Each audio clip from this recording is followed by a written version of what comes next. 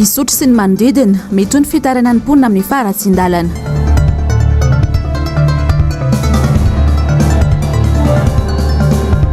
Antsasamanila ny malagasy miatra manaina ny fahantrana.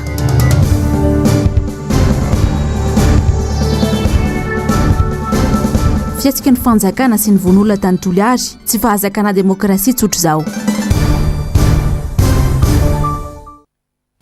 Dia mbola mikafaliana indray tompoko lasy tompoko vavy no entiko arabananao amin'izao takariva izao tonga soa anatin'ny pezin'ny fampahalalam-baovao ny MBS manolotra ny araba sady manasanao sady anaraka ny fotoanan'ny vaovao hatramin'ny farany.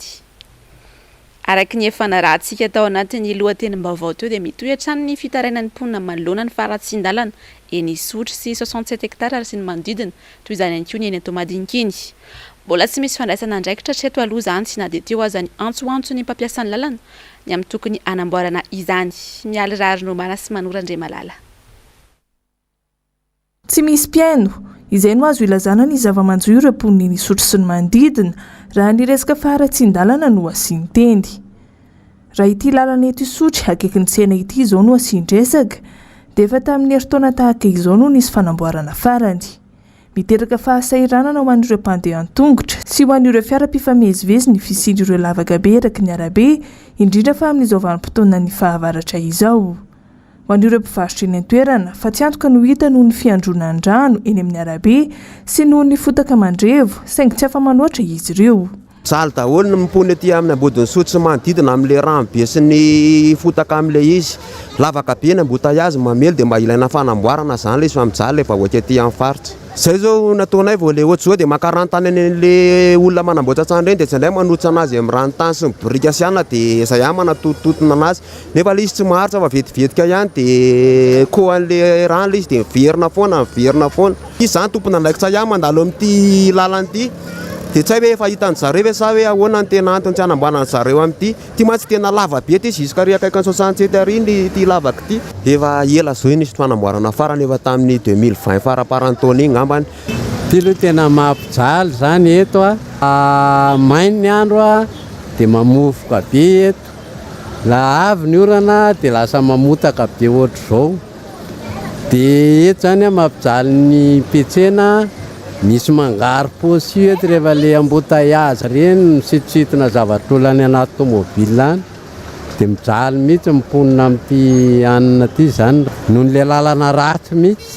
Lasa mempy zao le torinay satria ratsy be le lalana dia tsy mahavita torobetsaka. Be lehibe mihitsy ny simba ny pitsopitso madinidinika. Matiantoka ihany tsy mahavita torobetsaka tsinonako. Ratsy ny lalana dia mijaly be amin'ilay fitaomana eto. Tena nefa tsy maintsy mivarotra. Ny fatiantoka zao dia misy nefa taona fa iny fivelomana dia tsy maintsy mandeha.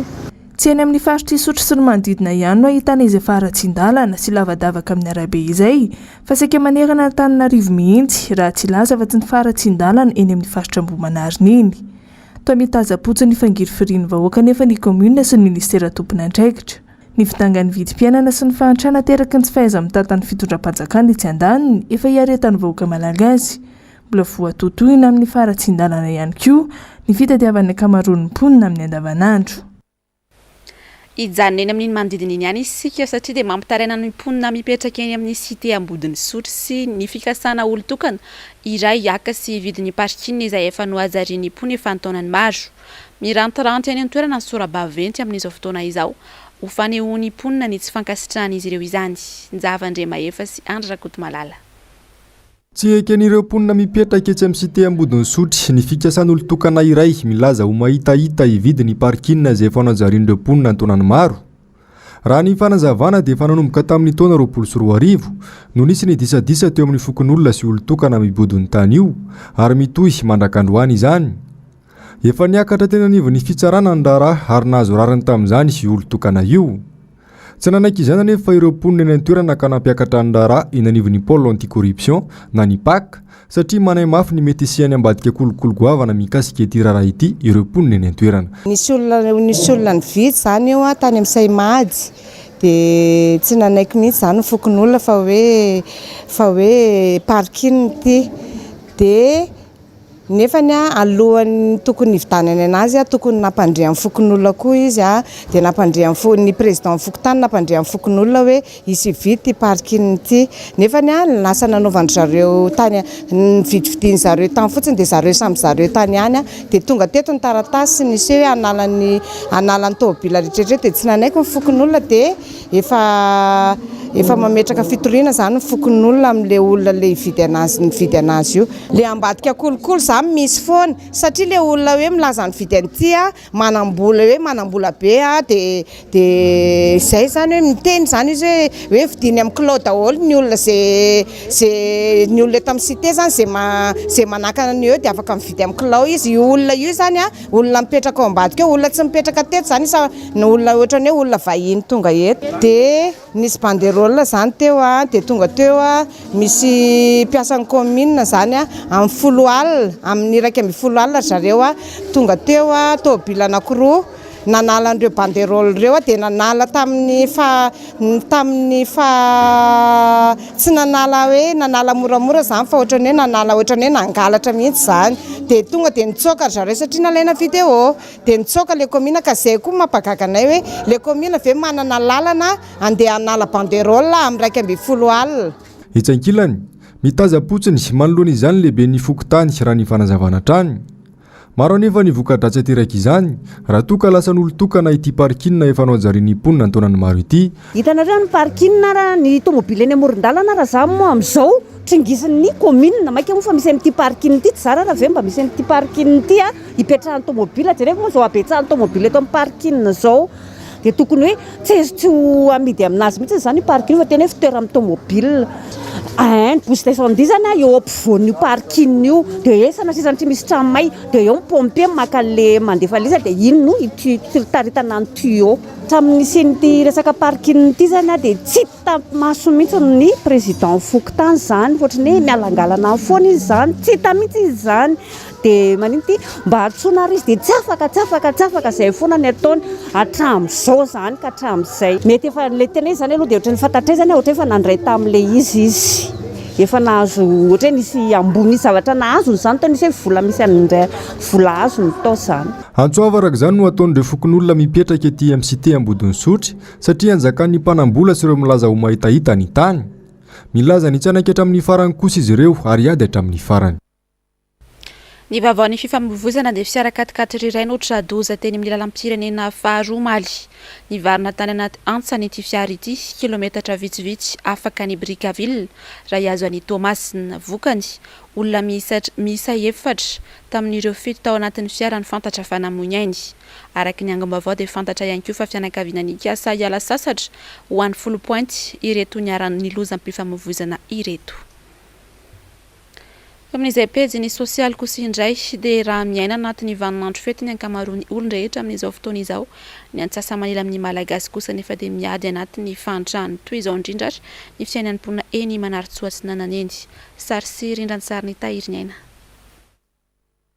Eto ny fokotany Manarotsoa sy Nanana maitsy nisondrasina avokoa ireto trano ireto ny volana oktobra 2024 teo vao miarina ny mponina amin'izao tamin'ny fotoana na mainy trano ihany mantsy no tonga tety ny tompona andraikitra tsy mbola tafaverina ihany koa ny jiro hatramin'izao vao miditra eto ianao dia hitataratra sahady ny fahasahiran'andra malagasy mitovy daholo rehefa vaninandro ety tsy misy andro fety ny aloha zao tsy nisy zany ny fetrehana zany amin'ny aretona nisy tato namozana mivady dia tsisy fety zany tsisy fety vanina zany noho ny fahasahiranana vola tsisy ny tena marary dia zao miahaka ohatr'izao zay menakavy ato tsisy aloha tsy ato vola tsisy manana mihitsy zany na ny krismasy na ny taom-baovao tsisy sady ny tena koa efa manano tena dia rangahy lasa moa ny ankizy zany sisa ny ato zay sy ny ankizy dia zany mamelona an'ilay ankizy ny anona hoanina androany dia tavina androany ihany dia indraindray raha misy dia indraindray tsisy raha tsy hoe malafo zany ny riva dia zay vao mahandro kely misy fotoana zany tsy mihinana manomboka maraina ziska amin'ny atoandro raha tsy amin'ny rivo zay vao mba mihinana kely miaina anaty fahasahirana ny isan'andro ihany koa ry Martin mianakavy valy mianaka izy ireo no miara-mipetraka ato 17 taona ny zokony indrindra izay lasa ny asa ary iray taona kosa ny zandriny indrindra. Mpivarotra no asan'ny vadiny.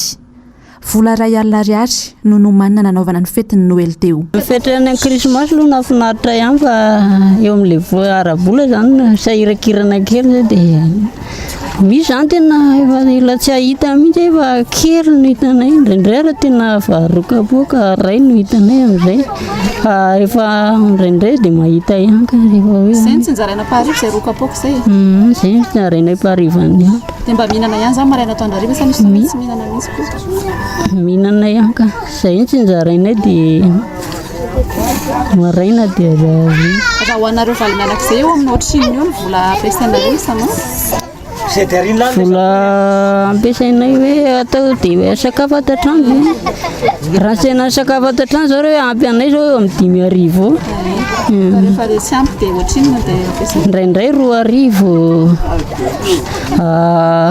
3,000 rehefa mahita 4,000 zay fotsiny ampiasaina izay 2,000 iya dia zay natao ampy sady ampiasaina vita amin'ny 7,400 amin'ny Malagasy izao no miaina anaty fahantrana lalina toy izao araka ny tatitra navoaka ny bac iraisam-pirenena ny taona 2024 teo. Iza no antenaina? Any amin'iza no hitaraina? Lehilahy malagasy iray 13 taona no namony ainy noho ny lozam-pifamoivoizana nahazo azy tao Glomel France ny aliny 14 Desambra lasa teo. Nidona tamina andron-jiro ny fiaranentiny raha nitatitra nataon'ny zandary frantsay ka izay niteraka ny fahafatesany. Olona sendra nandalo ny alatsinainy maraina no nahita azy ka nampandreny manam-pahefana. Mpianatra tao amin'ny IST ampasapitro ity tovolahy namony ainy ity ary nanohy ny fianarany tao Lorient. Misy fangatahana tolo-tanana moa ataon'ny fianakaviana ho fampodiana ny razana aty an-tanindrazana. Fa ato anatin'ity fanadihadiana ity kosa indray no hitondrako aminao ny asa sy ny ampahany fiainany tolo-janahary. Olona manana fahasembanana eo amin'ny tongotra saingy mpibata entana eny amin'ny toby fiantsonana no asany. Sary sy rindran-tsary ny tahiriny aina.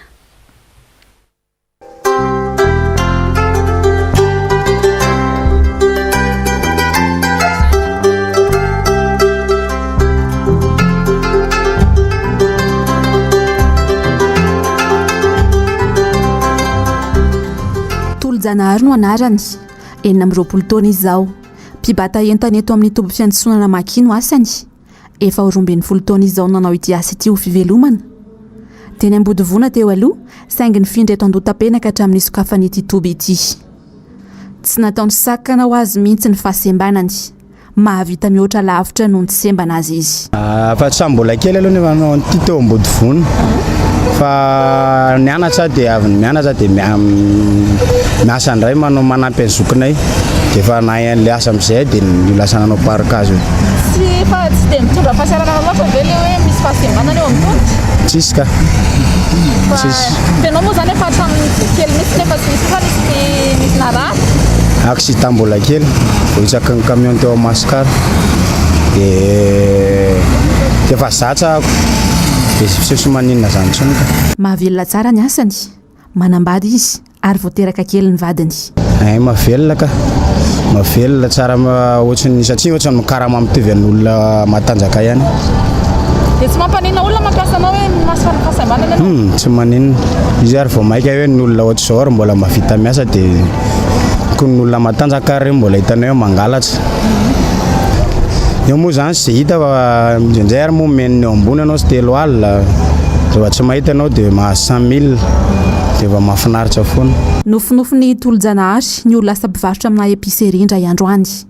Tsy ho vitako foana ho izy ny anao ity asa ity rehefa mandroso ny taona. Tsara ny mampafantatra fa ho fainy amin'ny toby fiantsonana ity kalesa fanosehany entana ity ary ariary isaky ny mitatitra entana. Ny vaovao mety ho toetry ny andro dia ikiza be ny orana indrindra fa ny eto afovoantany mandritra ny herinandro mamarana ity taona 2024 ity.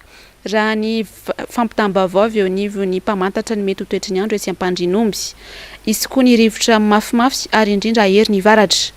Azo vahana ny oram-pahavaratra amin'ny faritra maro manerana ny nosy, afa-tsy ny amin'ny faritra atsimo andrefana, atsimo ary avaratra atsinanana izay ho maina tanteraka ny andro.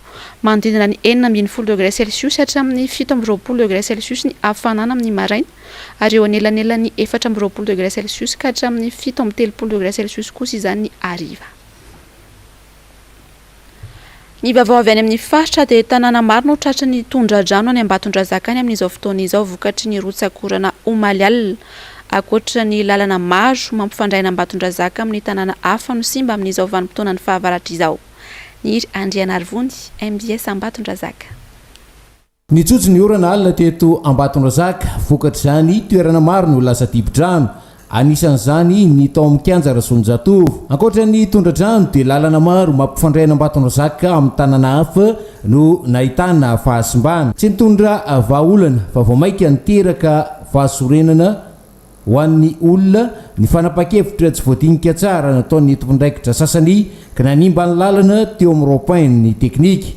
Ny taraina iankory zareo ao amin'ny zanabohitra Ambalataritra fa raha mba natsoina mba hijery ny olana izay niseho tao amin'izy ireo ny fiadidina ny tanàna dia tsy namaly mihitsy. Vao mendoty ny vanim-potoana ny fahavaratra dia efa betsaka ireo olana mianjady amin'ny ponina ato amin'ny ivony renivohitry ny faritra loatra mangoro. Ny zava-misy anefa toa tsy reny ny mpitondra fotsiny toy ny tanina lavona izany olana mianjady amin'ny voaka izany. Koa menandra tondra mahalala sy mahay ary mahavita mamany ola amin'ny voaka arak'izany ny ponina aty loatra mangoro. Fiara-pitantitra entana iray no trateaky ny zandary nitondra vato sarobidy, cristal, agate ary quartz rose tsy ara-dalàna omaly tany amin'ny kaominina Ambanivohitra, Ambatolaona, distrikan'ny Manjakandriana rehefa nanontaniana ny mpamiliny ilay fiara dia nilaza fa apombo no entiny saingy rehefa natao kosa ny fisavana dia vato sarobidy milanja 1,20 sy 750 kilao no hita tao anatin'ilay fiara ary natao tao anatina gony 950 ireo vato ireo. Nilaza ihany koa ilay mpamilina nandritra ny famotorana savaranando fa noentina avy any manoro saika amidy ato an-drenivohitra ireo vato sarobidy ireo. Bolongambolamena milanja 750 kilao no sarona tao amin'ny seranam-piara-manidina iray sampirenena Prince Saïd Ibrahim tao Comore androany talata 20 Desambra 2024. Teratany malagasy roa sy olona iray hafa no voasambotra tamin'izany. Eo amin'ny vaovao maresaka iray sampirenena dia 5 taona taty aorian'ny fisamborana ny fanamboarana ilay lalamby tany Dakar dia niroso tamin'ny fitokonana izany ny mpitondra any an-toerana anampibetsaka amin'ny fialana amin'ny fitohanana ny fifamoivoizana ny fahavitany ity lalambe ity. Ny andindin'izay tateriny Onjalalaina Ranaivomanana sy Tokiramarla. Après 5 ans de travaux, Dakar vient d'inaugurer sa toute nouvelle ligne de TER. Tanjona amin'ny fahavitan'ity lalamby vaovao ity ny alana amin'ny fitohanana fifamoivoizana ao an-drenivohitra Senegal raha ny fanambarana nataon'ny tompon'andraikitra any an-toerana. Sotra vaovao namboarina nandritra ny 5 taona ity vita sy vao nitokanana ity antsoina hoe TER na Train Express Regional ity sotra vaovao ity. Olona manodidina 5,000 sy 1 alina sy 1 hetsy no tombanana ifamezivezy isan'andro avy any Dakar makany Mindo amin'ny alalan'ity zotra an-dalamby vaovao ity ary fiaran-dalamby 4 isan'andro no iantoka ny fitaterana ireo olona ireo ka manomboka amin'ny 5 ora maraina ka hatramin'ny 10 ora alina no hiasan'ny fiaran-dalamby raha ny fanambarana hatrany. Omaly alatsinainy moa no niainga ny lamasinina voalohany nandeha tamin'ilay zotra vaovao. Efa maro ireo Senegalais no niandry ny fahavitan'ity lalamby vaovao ity izay ratsy aivina dia tao anatin'ny 5 taona no nanamboarana azy. Adindray sy fefa no anaovana ny alaviran-dalana 530 km manasaraka ny Dakar sy Diamondo. Orinasa 20 teo eo no nifandrombona tamin'ny fanamboarana ity zotra an-dalamby vaovao any Dakar ity. Eo amin'izay vaovao maresaka iray sampirenena izay hatrany dia namoaka didy androany talata mahakasika ny sivana atao amin'ny marary amin'izao fotoana isiny valana aretin'izao ny fitsarana momba ny lalam-pandrenana any AMAN'AINA. Onjalalaina Ranaivomanana sy Tokiramarla hatrany. Ireo olona manana fahasembanana sy efa manana aretina mitaiza no tokony atao ARA-PAHASALAMANA ny fitsaboana azy araka ny didy vaovao mahakasika ny SIVANA ARA-PAHASALAMANA vao navoaka ny fitsarana momba ny lalam-pandrenana any AMAN'AINA androany. Atao araka ny asarotry ny aretiny sy ny toe-pahasalamana ilay marary ny SIVANA atao amin'ireo marary any an-toerana. Araka ny lalana fototra misy any AMAN'AINA dia tsy tokony ho tsinitsinyavina ireo marary manana fahasembanana any amin'ity firenena ity. Manentana ireo mpitsabo any an-toerana araka izany ny tompon'andraikitra mba hanaja io zo fototra io. no tsy pian'ny tompon'andraikitra any an-toerana ihany koa fa fandika an-dalàna ny tsy firarahina ireo marary manana fahasembanana sy ireo fataizana retiny any amin'ireo toeram-pitsaboana. Efa nanomboka ny taona 2024 no niady tamin'ny famoahana ity didy ireo teratany ALEMAN'AINA manana fahasembanana raha ny fanambarana ny voakandroany. I ALEMAN'AINA izay miatrika onja vaovao amin'ny variant Omicron amin'izao fotoan'izao.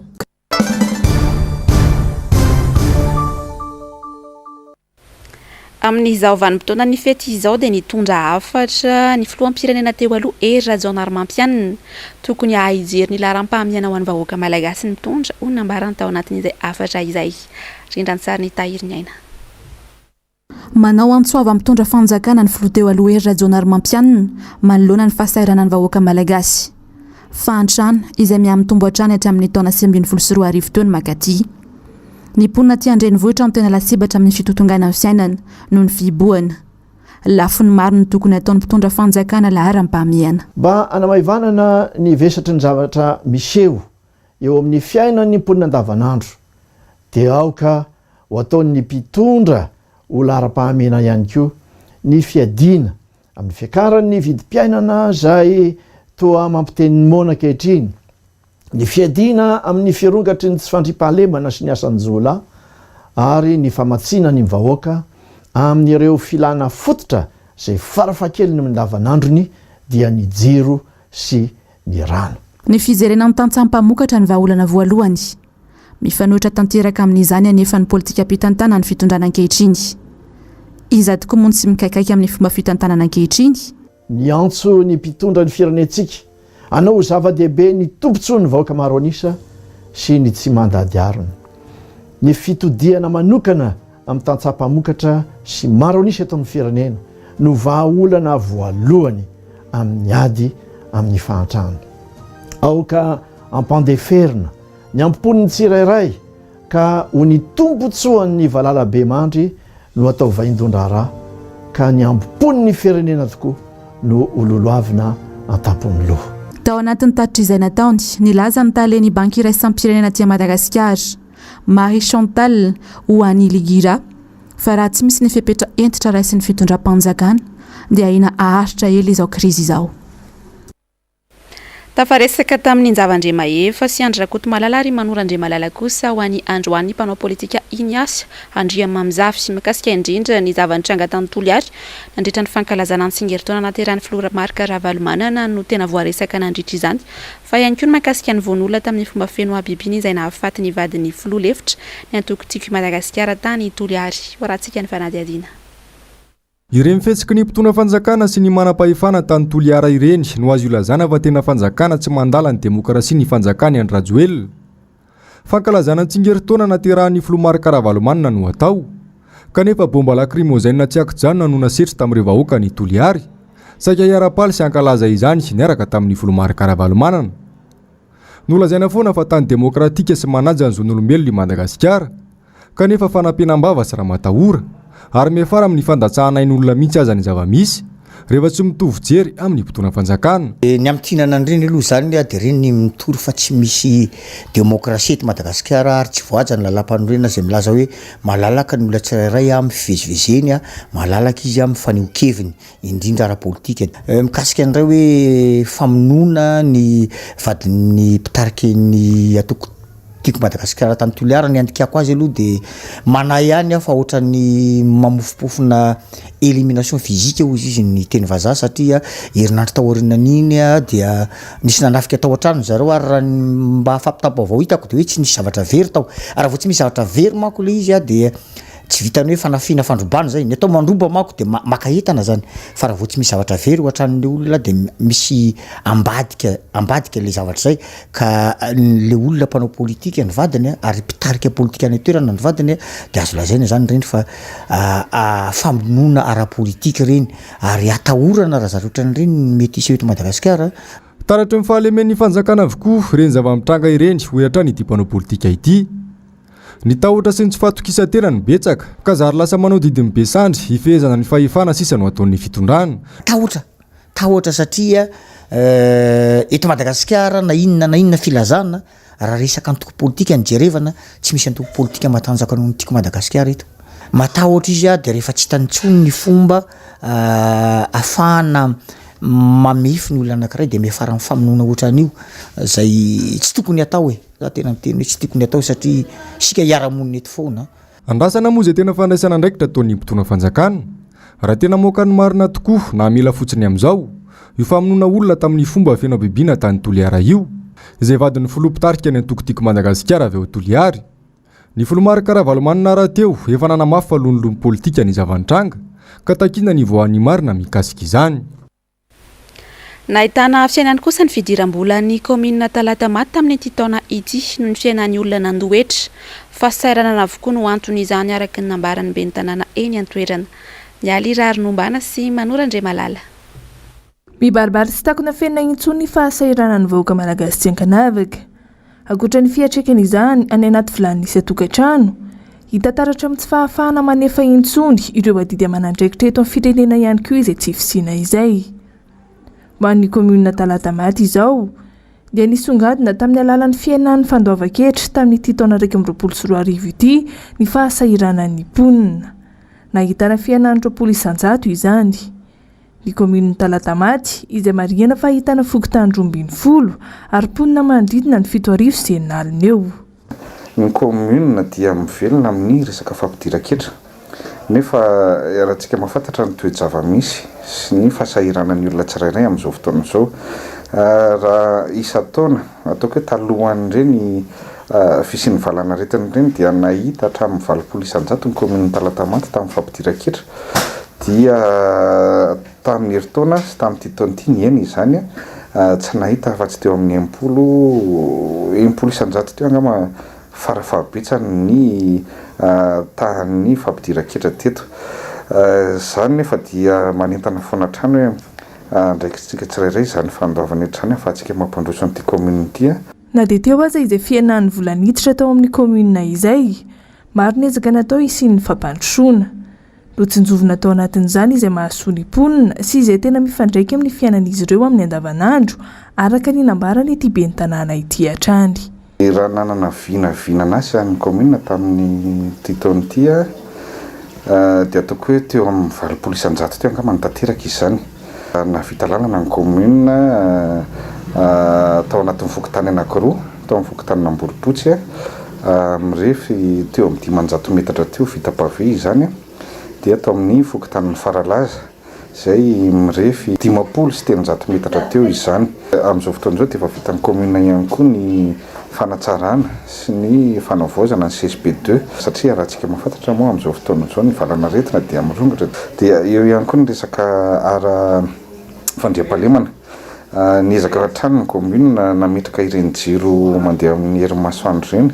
Niezaka hatrany koa izahay nijery sy nanatsara ireo foto-drafitrasa amin'ireny sekolim-panjakana ireny. Tsy noadinoana ity ben'ny tanàna ity no nanentana ireo olom-pirenena hanaja ireo fipetra-sakana rehetra toy ny fanaovana arovava hisorohana ny fiparitana ny valanaretina COVID-19 izay mirongatra dia mirongatra amin'izao fotoana izao. Samy tompona andraikitra amin'ny fiarovana ny ainy sy ny an'ny hafa ho izy ny tsirairay.